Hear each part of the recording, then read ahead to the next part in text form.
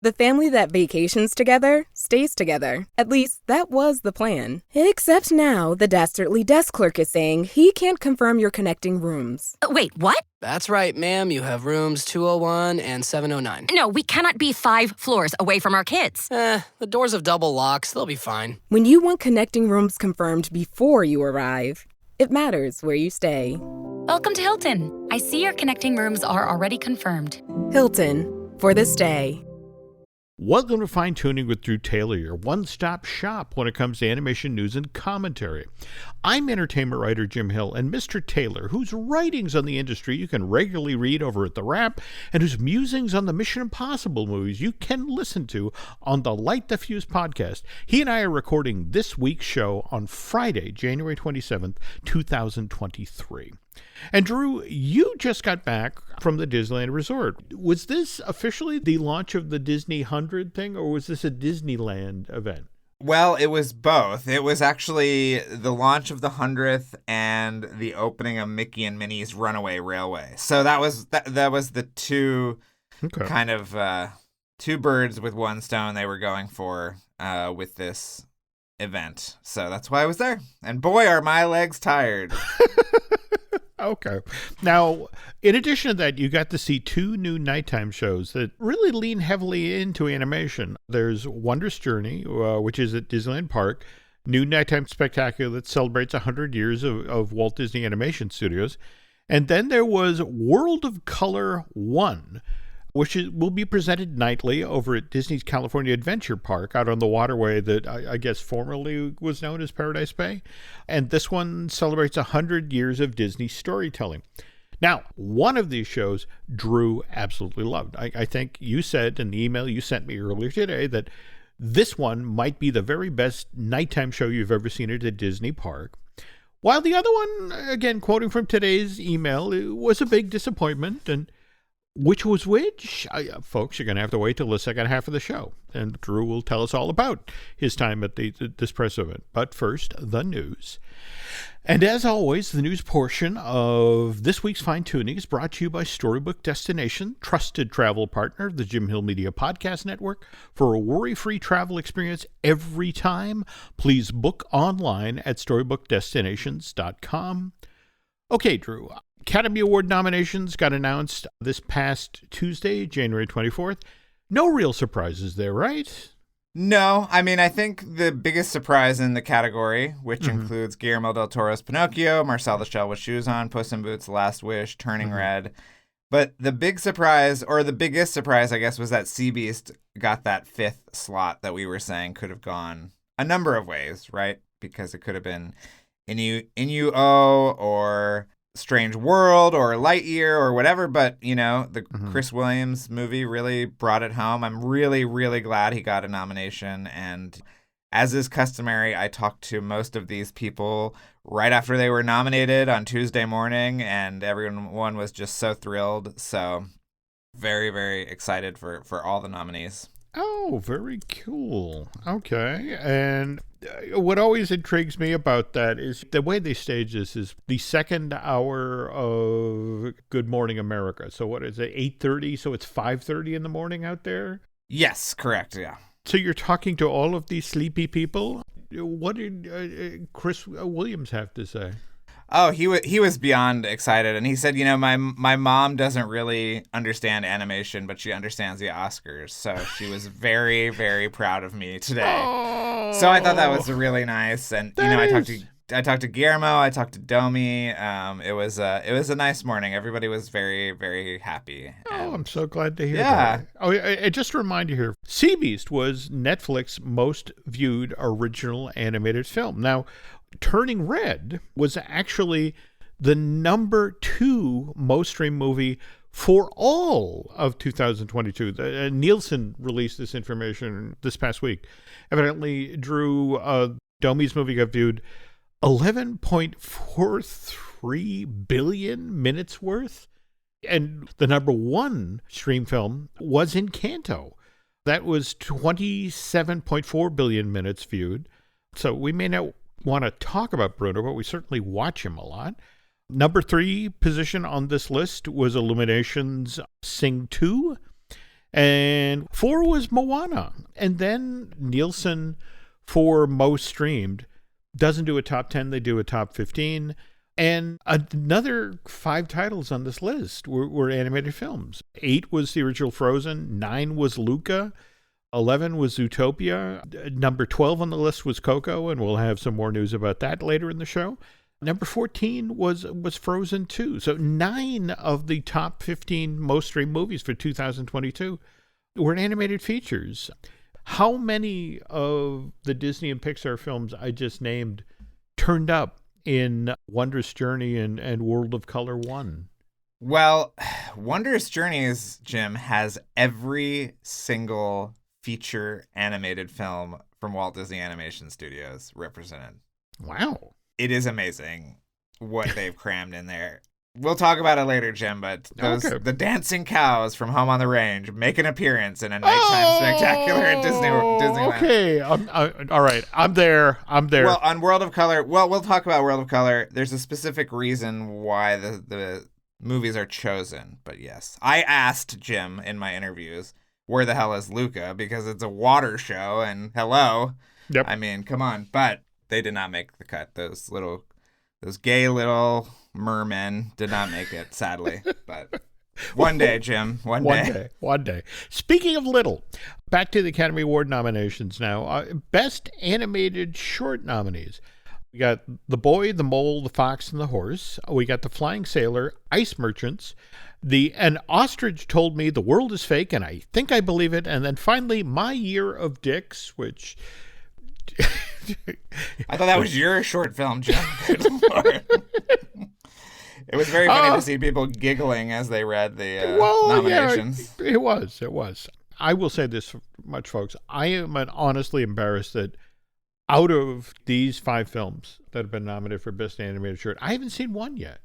Drew, how did you do? I have also not seen any of the... it's much easier, Jim, when there's a Pixar short or a DreamWorks short and they're sending it to you and saying, please watch this. The closest thing that is sort of a, mainstream is The Boy, the Mole, the Fox, and the Horse, which is available right now on Apple TV Plus. And I saw that Glenn Keane, our buddy, was doing Q&As for it recently. So, I mean, I think it's a film that really the animation community has gotten behind in a big way. Okay. Well, I'll tell you what, folks. Drew and I will make an effort between now and March 12th to check out these 5 by hook or by crook and let you know what we think. Anyway, we were just talking about the most streamed movies for 2022. Nielsen also released info this week about the most streamed series of the past year. And number 15 on that list, Drew, was The Simpsons. I guess there's 667 episodes that are currently available for streaming on Disney+. These were viewed last year on that subscription streaming service for a combined total of 15.9 billion minutes. But when you got a crazy big number like that, that perhaps explains why Fox just renewed The Simpsons along with Family Guy and Bob's Burger, through the 2024-2025 season. So that's a 2-season renewal. Not really a surprise, right, Drew?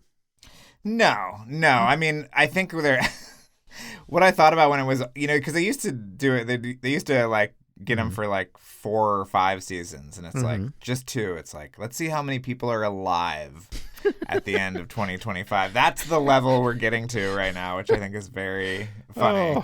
Oh, God. Okay, well, just to put this in perspective, folks, that's season 35 and season 36 of The Simpsons, which means that this animated series will definitely make it to 800 episodes, and The Simpsons' 750th episode is going to serve as the official finale of season 34 later this year. This just seems nuts. I mean, it seems like 15 minutes ago I was sitting in my apartment in Acton, Massachusetts, watching Simpsons roasting on an open fire back in December of '89, and Fox, to show you how little confidence they had in the show, they listed the first episode, or they promoted it as a Christmas special.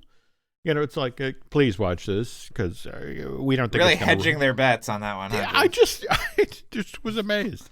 All right. Also, Family Guy, worth noting here, that's been extended through season 23, and Bob's Burgers extended through season 15. It's just a baby, just, adolescent.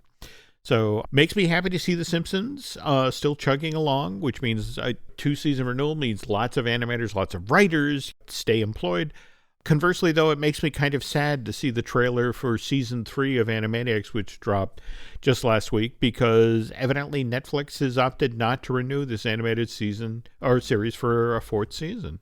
Just a quick note for all our listeners: it is Hulu, not Netflix. I keep doing that. Okay. It's okay, yes. Jim. There's too many. I agree. There are. Yeah. But I think we've talked about this before, that it was it was not that it was canceled. It was that they made a single batch of episodes that could last over 3 quote unquote seasons. That is true. Yeah. So listen, Jim, don't be sad that it's gone. Be happy that we got it at all. There we go. Okay. Season 3 of Animaniacs becomes available for viewing on Hulu, not Netflix, Hulu, on February 17th. And while you're marking your animation-related calendar, please note that Comedy Central's revival of Beavis and Butthead debuts 9 days earlier, on February 8th, right after South Park. By the way, Drew, the revival of Beavis and Butthead was announced with great fanfare back in July of 2020. At that time, we heard we were going to get 2 full seasons of this animated series, plus movies, plus specials. So just to circle back to what you were saying about Animaniacs, same thing? I believe so, yes. I believe they were all produced in one batch. Got it. But I adore this new Beavis and Butthead series. I think it's so good, so I'm so excited. I did actually not know that it was coming back, Jim. So I am very happy that it will be back on February 8th.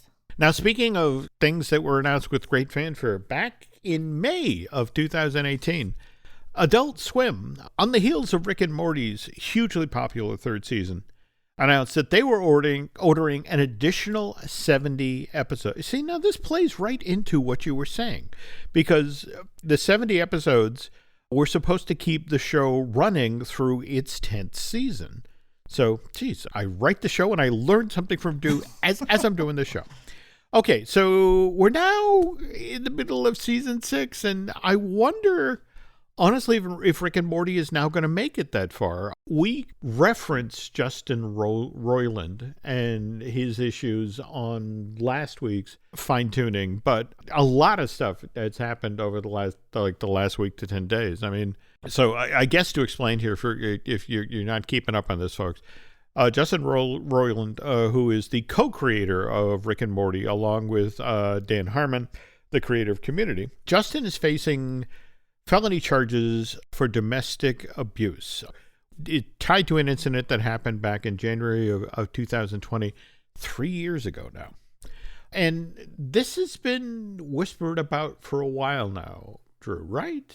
I had not heard anything about it, but I can tell you that during press for this most recent season, he and Dan Harmon were not together for the interviews, which to me spoke to some kind of split, and I'm sure it is related to this. I am also very curious to know if Disney and Comedy Central, or Cartoon Network, knew about this, how much they knew about this in the past 3 years. It seems very interesting and odd to me, but we'll see. The official records for this have been under a protective order, and in fact, the initial pretrial hearing for a felony domestic abuse charge, it isn't even scheduled till April of this year. But it was kind of interesting to watch how first Adult Swim announced that Justin Roiland had been fired from Rick and Morty. They were severing their ties with him, and that the role of Rick Sanchez on the show, which Justin... And Morty. He does Morty, too. He does Morty as well? Yes. Oh, no. And a bunch of other little characters, so okay, it's going to sound very different. Yeah. It's going to sound very different. Okay. Yeah. Also worth noting that over at Hulu, which, by the way, home of Animaniacs, not Netflix, the other shows that he has there, Solar Opposites, and in fact, we were just talking about Koala Man in the same situation. He's been fired from the show, and they're going to recast. And so this is different than, say, the John Kricfalusi situation, or, damn it, I'm blanking the other animated series where the creator was sort of shoved to the side. Oh, well, there was Loud Family, or Loud House. Wasn't that one of them? Yes, but there was another one. Oh, God. Yeah, well, no, this is the thing, that there's the famous story about Elvis Presley, the morning that Elvis died. As the story goes, it's the morning that Elvis dies. And the executive at RCA, who's in charge of the Elvis account, is sitting in his office, and suddenly his door is thrown open, and his secretary's in the door frame, and she's like, "Elvis is dead!" And the guy sort of leans back in his chair and thinks contemplatively for a moment and says, good career move.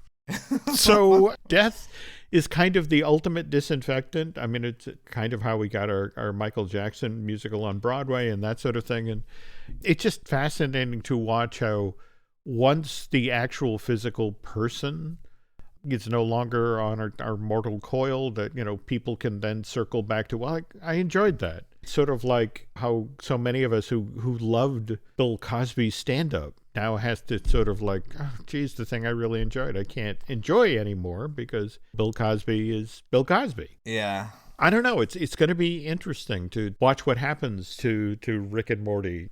If what happened with the Cosby Show is any example, a very lucrative thing goes away. That's just how it works. Yeah, we'll see how this all plays out. But yeah, I mean, he grew up with and also was creating things at the same time as so many other obviously much more kind of moral creators. But, he was a voice on Adventure Time. He appeared on Gravity Falls as, the time guy. And he has touched a lot of animation, modern animation, this kind of golden age of kind of independently minded animation in the past few years. And so it's a shame that this happened, and yeah, we'll be following it, I'm sure. No doubt. Okay, getting back to all of the characters that Justin Roiland voices will need to be recast. And when Disney Theatrical was putting together a live stage production of Hercules back in late August, early September of 2019, this was the one that was done in Central Park at the Delacorte Theater, Drew. They got Roger Bart to play the role of Hades in that show. And back in 1997, Bart had actually provided a young Hercules' singing voice in the original animated feature. In fact, if you enjoy Go the Distance, that's Roger singing that. I bring this up because the second production of the stage version of Hercules is about to get underway at the Paper Mill Playhouse in New Jersey. It's going to run through February 16th through March 19th.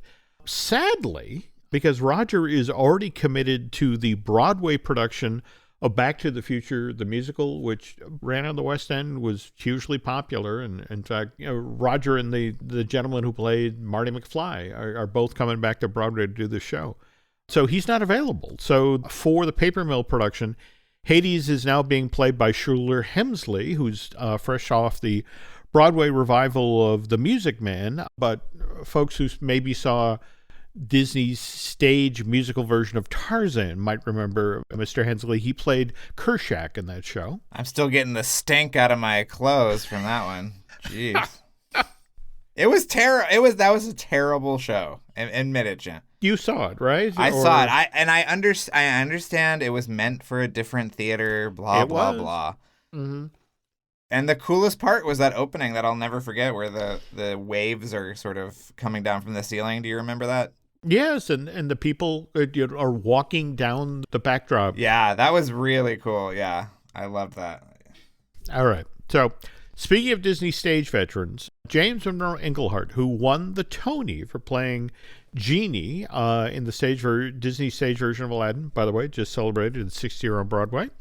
He played Phil in the 2019 version of Hercules, the one, the Delacorte, and he's returning to play this very same role in the Paper Mill Playhouse. But should this show continue to Broadway, and my understanding, that is the hope, and this has happened before. In fact, in 2011, the stage version of Newsies debuted at the Paper Mill and was so well received that 6 months later, Disney took it to Broadway, and it then ran for 2.5 years. But sadly, again, if the show continues to Broadway later this year, James Monroe Englehart won't be able to continue as Phil because he just signed to play Louis Armstrong in a brand new musical called A Wonderful World, which will premiere in New Orleans and Chicago this fall, with the hope of also heading to Broadway. Well, we're going to be talking about Disney theme parks in a few moments. So did you see the news coming out of the concerts at Festival of the Arts at Epcot this past week that Mandy Gonzalez and L. Stephen Taylor announced from the stage there that Coco, Pixar's 2017 movie, is being developed for the stage, which Coco was originally supposed to be Pixar's very first musical, right? Yes. And I don't know if anyone knows the story of that version, but I do. And I know what the story was. That basically there was a family that hated music, and so in the afterlife, they had to communicate only through song. That is the very that is the very complicated mechanism that all of that original version of Coco kind of like turned around. Are you kidding me? No. So literally anytime there would be anything going on in the afterlife, there would be a huge musical number. Holy cow. And this is Bobby Lopez and Kristen Anderson Lopez. This is the score they wrote. I mean, the Frozen people? Those are the songs. Yeah, that's where the songs would have been. And that would have been more in line with that teaser that was shown at D23. That's still one of my favorite pieces of animation. But that's why everything was so musical in that sequence, was because the family could only communicate through song in the afterlife. God, there's got to be a pile of songs and music. Yes. The vaults are full. It's like Paisley Park. You walk in after Prince dies, and there are so many songs. Yeah. Okay. So maybe they'll go back to that idea. You know, we've seen deleted songs reappear in Broadway show versions of animated classics throughout the years. We have Human Again and Beauty and the Beast and the like. But Morning Report. Yeah. There we go. There we go. Oh, God. Okay. And as long as we're talking about Disney and musicals and that sort of thing, Jodie Benson, the voice of The Little Mermaid, she's actually going to be down in Fort Myers on March 17th and March 18th. And they are doing the Broadway musical Gypsy in a concert format. And she's going to be playing Jodie, the Ethel Merman role, Mama Rose in Gypsy. But what's kind of interesting is that the daughter, Gypsy, is going to be played by Jodie Benson's own daughter, Delaney Benson. So I'm halfway tempted to get down to Fort Myers, again, on March 17th and March 18th to check that out. The amount of regional theater we've talked about on this show is pretty impressive, Jim. Is there anything at the Poughkeepsie Playhouse that we should shout out? Just to give people an option. I don't know. Tell you what, I will step away here while we do our commercial break and go check on the Poughkeepsie Playhouse. But when we get back, Drew's going to talk all about this press event that he just attended at the Disneyland Resort. Every story you love, every invention that moves you, every idea you wished was yours, all began as nothing. Just a blank page with a blinking cursor, asking a simple question. What do you see? Great ideas start on Mac. Find out more on apple.com/Mac. Every Who down in Who Newville liked the holidays a ton. But where to get great prices on gifts, they had no idea. None. They searched and they searched for great gifts under $25. Gifts for spouses and friends and even their toddlers. when suddenly one who shouted, "Walmart has what you want," knowing they have Lego, Tree Hut, and low prices to flaunt. So they enjoy the holiday season as who's often do, cheering and shouting, "Walmart has incredible gifts." Who knew? Find gifts they'll love under $25 at Walmart. Purina believes no one should have to make the impossible choice between their own safety and their pets. But nearly half of domestic abuse survivors delay leaving because they can't bring their pets with them. Through the Purple Leash Project, Purina is helping create more pet-friendly domestic violence shelters so survivors and their pets can escape and heal together. Visit Purina.com/purple to learn more. Sadly, Drew, I have no news for the Poughkeepsie Playhouse. Darn. But on the other hand, before we get started on your theme park news, what did you think of all of the footage that came out of the Magic Kingdom this past Sunday for the last day of Splash Mountain?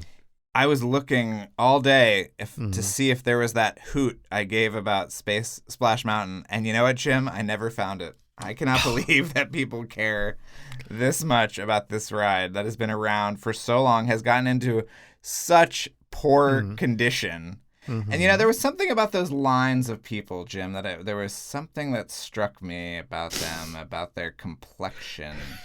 It was almost like watching the January 6th crew line up to visit their favorite attraction again.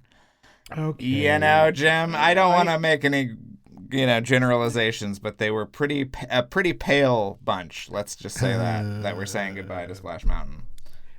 For me, what was fascinating is the very next day, when you walked into the park and picked up a map, the map already had the logo on it for Tiana's Bayou Adventure, opening in 2024, which, by the way, I have to tell you from chatting with friends at Imagineering, very ambitious. Which Imagineers are you talking to, Jim? The Imagineer that turns on the lights, or the Imagineer that works at his computer? Because I think there's only a couple left. On advice of counsel. I am not answering that. But the other thing I thought that was fascinating is the very next day, construction fences were up that had been spray painted with the logo of the Southern Dome Salt Company. This is actually tying in with the food cooperative storyline that is supposedly going to be part of Tiana's Bayou Adventure. So they are not kidding around, Drew. They're hitting the ground fast. I think the Southern Dome Salt Company thing is so stupid. I'm going to just say that up front. And I think that I talked to somebody last night at this event, and they said they're going to deny us the Dr. Facilier moment that we all deserve, which is hearing the other side as you go up that last lift hill of the bum, bum, bum, bum, bum, bum. And I've heard the same thing. Basically, maybe we can talk about, Jim, at some point, how the movie got softer when they started worrying about how good to make her, which she's obviously an amazing character. Yeah. The thing I fear is that in a quest to make her the most virtuous character, we have lost some drama in the actual attraction, and I think that is going to happen. No, you're not wrong. I mean, in fact, for example, the very thing we were just talking about here, the Southern Dome Salt Company, that comes out of the fact that when Imagineering decided to really, really, really lean into research, and it was one of these things where it's like, I mean, look, for example, when you watch Pocahontas and the lovely mountaintops and the peaks and the valleys and that sort of thing, there's none of that in Virginia. Yeah. But again, it was artistic license for that film. Whereas when the Imagineers went to Louisiana to research doing a ride based on Tiana and the storyline of Princess and the Frog, it's like, there are no mountains here. And the highest things around down by the bayou are salt mounds. And so that's why it's now the Southern Dome Salt Company. And yes, you are rather than coming off of Splash Mountain, you're coming off of a Southern Salt Dome. So, okay, we'll make ourselves crazy if we go down this road. But we should talk about the evolution of the original film. Maybe closer to opening. Yeah, okay. Okay, all right, let's do that. And then we can talk about Maddie, the maid. Yes. Okay, let's now talk about Disney100 and what you saw and experienced while you were in Anaheim over the past couple of days. So how do you want to start here? Do you want to talk? Because you hadn't written or experienced Mickey and Minnie's Runaway Railway in Florida yet, I right? hadn't, no. And I hadn't watched a video, and I mute Lynn every time he talks about it on your show with him. So, yeah, Okay. I had been pretty clean going in. Mm-hmm. I have to say to everyone listening who are obviously animation fans that the queue is just absolutely stunning. It's a wonderful three-dimensional animated history of Mickey Mouse to a certain degree, Jim, as I've tweeted today. No runaway brain was not included in his It was not. saga. But You know. there are these amazing tableaus, and they took this really funny path of sort of treating him like a movie star. So you see his quote unquote costumes in 3 dimensions, and you see the sorcerer hat kind of levitate. And it's just really clever. And I think it's so funny that it is like the most amazing queue to spend time in, and yet it is a virtual queue / lightning lane. So I don't know who's actually ever going to hang out in there. Yeah, that is kind of intriguing. Yeah, but I mean, the ride itself I thought was very fun, and I love the mixture of 3D and 2D elements, and obviously there are so many sort of variants that you can experience if we're using Loki terminology in terms of the experience while you're on the ride, which I really appreciated. It is kind of interesting seeing it in a new building and going, oh, this was the gangster scene. Oh, this was the Western town. It's like, it's all new, which I thought was very interesting. But yeah, I can't wait to see the rest of Toontown, which was still very much a work in progress. I hate the new grass area because I miss my Roger Rabbit fountain, but c'est la vie. Yeah, you got to pick your battles. And one of the reasons that you got the grass versus the fountain, that sort of thing, was trying to sort of level the deck. And literally, when they finally opened up the rest of the land and you finally can get into Goofy's backyard, the Fort Max that is behind the house is entirely ADA compliant. If you're in an ECV or a wheelchair, you can get up in there along with everybody else. Love to hear that. So now you get in there, you enjoy the ride, the queue's spectacular. What do you get to do? Well, the first night, from your note today, you got to get into DCA to see World of Color 1. Is that right? Yes. And for anybody who was in Southern California this week, it was quite the experience. We had a nice 4.6 earthquake. That's right. That woke everybody up, and off of Malibu, right? Yeah, in Malibu. And then we had some really insane Santa Ana winds. And instead of not doing the preview, which was also a cast member preview, so it was great to see everybody out there. And I love, have you seen, Jim, their new name badges that have their favorite characters on them? I've not. No. Let me ask you this, Jim. What do you think the number one chosen character? Because there was a predetermined list. They had some copyright issues with Winnie the Pooh. They didn't want anyone having an emotion on their button, so they didn't want anyone saying, this is Joyce. She's angry. So, what do you think the number one pick was? Voted by over half the entire staff of Disneyland. Wow. Not a Fab Five, right? Not a Fab Five, no. Pixar character or Disney character? Disney character. Disney animation. Wow. Beast? Stitch. Stitch. Stitch. That makes me happy. Wow. Yeah. Okay. Yeah. So over half of all Disneyland cast members chose Stitch. I was just fascinated by that stat. It's drilled into you that you're working at Disney. You have to be nice. You have to be well behaved. So Stitch would be a great outlet for that. So yeah, but there's characters from Star Wars and Marvel and Pixar. So when you go to next time you go to Disneyland, stop, look at their badge, ask them about why they chose this character. And if you think that a lot of people chose Mickey Mouse, that was also the default. So if they didn't get their answer in time, that was the badge that was printed.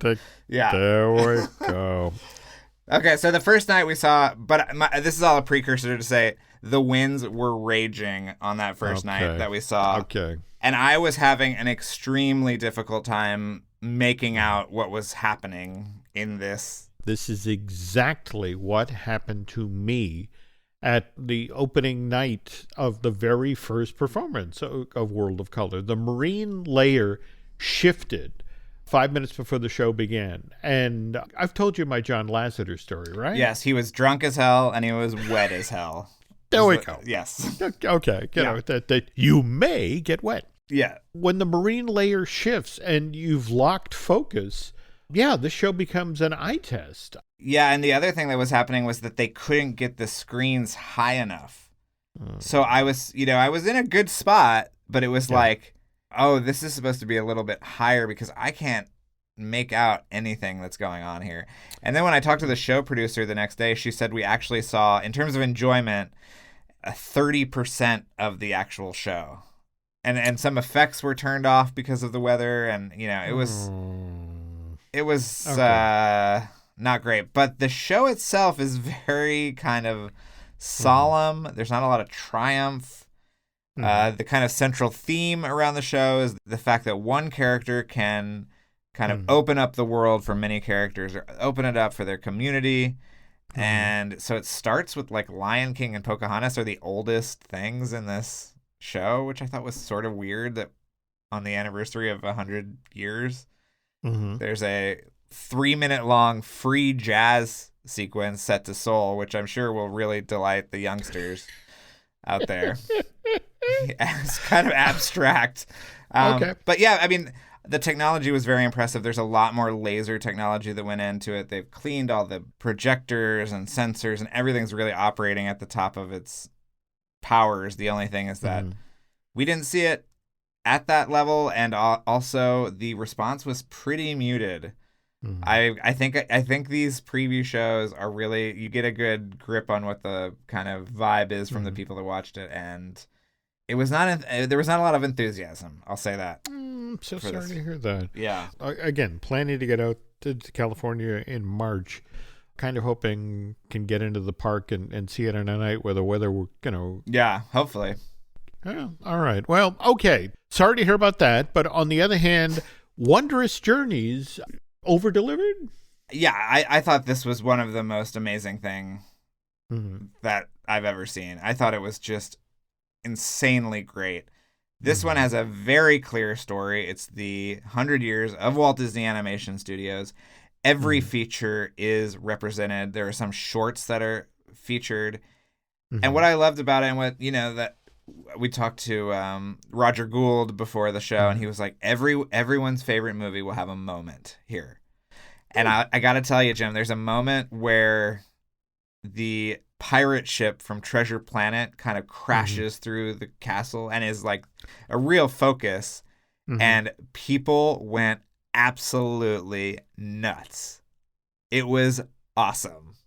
It was just so great to see, their favorite film reflected in that way. And obviously the Baymax and Tinkerbell, or the Baymax and Blue Fairy moments are really great. And I would go back to this again and again, and I would go watch it from It's a Small World. We've heard that the projections over there are amazing, and that the sound at the Rivers of America is really incredible. So this is maybe the best nighttime spectacular I've ever seen at a Disney park.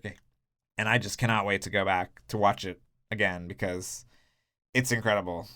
Let's get the dessert package that when you're in town, Jim, and we'll get a good view. Yeah.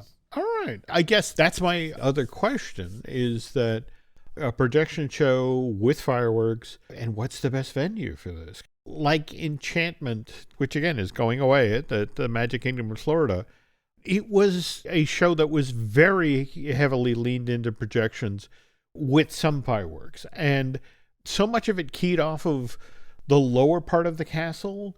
And if you weren't in the right place to be able to see what was going on, I mean, it was lovely music, and every so often there'd be a firework, but it's like you couldn't really follow what's going on. And so from your experience, I guess you saw it. I was pretty dead center, pretty close to the castle, but I know what you mean. I thought Enchantment was just too much. It was just too busy for that castle. And the only downside, I mean, I think this one is much easier to read from elsewhere, because I saw some videos from Main Street, and Main Street has some really amazing projection stuff that was talked about including, just you'll be watching it and then a meerkat will just pop out of a window or something. It's like really cute stuff like that. But this one is also, I believe the pyro for this one only happens on the weekends because of Anaheim laws and stuff. So they paid a fine last night to show it to us. We appreciate that.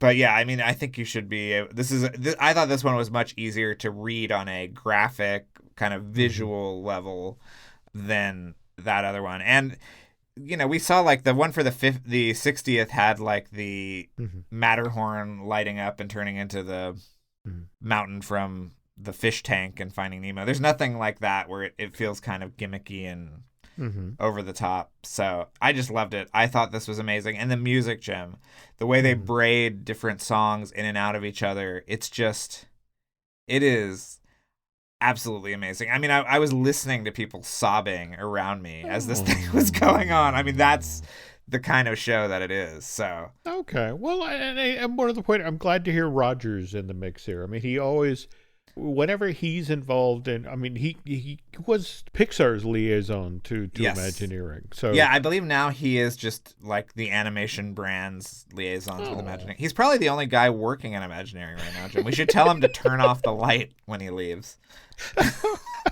All right. Okay. We've hit that joke twice. Okay. Well, again, I'm glad to hear this about Wondrous Journeys, and I'm hopeful, if we get some calm weather, that maybe, World of Color 1 will be at least worth viewing once. All right. So when I'm out in March, yes, we'll get the dessert package. We'll stand in the right place and, we'll check this thing out. Yeah. I think any animation fan, any Disney fan will love it. To me, it really encapsulates this 100th celebration, which is very nebulous. And Jim, I will tell you a story off air about some of this. But yeah, I think it's just the best. And obviously Mickey and Minnie's, I feel like, is a really lovely treat. I've heard it's a little bit better than the Florida version. So there is the one sort of extendo train a bit with Goofy, which I was watching a video of. I enjoyed. So there you go. Well, no, you did a great job. And again, I know it came at a cost, because if you could see the pictures of Drew right now, folks, he and Rocket, are very similar. I'm just going to say that. Because my hands don't scan? I was thinking the dark circles. Okay.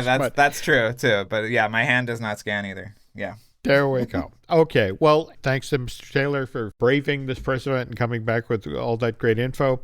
And speaking of great info, if you are not listening to Drew's Light the Fuse podcast, folks, you are missing on such amazing stories. He and his equally talented co-host, Charles Hood, take you behind the scenes. Well, just not on the Mission Impossible movies, but you touch on so many different films and so many different aspects of filmmaking. I learned so much listening to your show. And so what will I be learning this week, Drew? Well, this week, the one that we just put up this week, we did an Oscar special episode with Perry Nemiroff, who I worked with at Collider, and is just a lovely person. You know Perry, Jim. Sure, yeah. And so we just talked about Oscar stuff and Maverick's amazing, 6 nominations. And it was great. It was really, really great. And then next week, I think we're doing a thing about deleted scenes from Rogue Nation. So, yeah, we're always in the weeds. But we got some really fun stuff coming up that we hope everybody enjoys. Yeah. And speaking of other things I enjoy, I enjoy Drew Taylor and social media. Nobody quite wields a sharp stick the way you do. Now, where can folks find you on social media?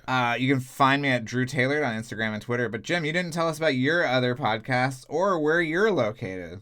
Yeah, we got a couple other podcasts here. We got Disney Dish that I do with Len Testa. Likewise, we have Marvelous Disney I do with Aaron Adams. I will be recording a brand new Looking at Lucasfilm with Brian Gunn tomorrow afternoon. We were just working on that show today. Looking for me on social media, you can find me over at Twitter and Instagram as Jim Hill Media, and on Facebook as Jim Hill Media News. Beyond that, if you could head over to Apple Podcasts and rate and review, well, not just this show, Fine Tuning, but also Light the Fuse, that would be very helpful. Likewise, if you go over to Bandcamp and subscribe, well, that means Drew and I can actually afford the dessert party. And, we can get to see Wondrous Journeys from a decent place. Don't you want us to see that? Come on. There you go. There we go. So, all right. I guess that's going to do it for tonight, folks. So thanks for listening. And Mr. Taylor and I will be back soon.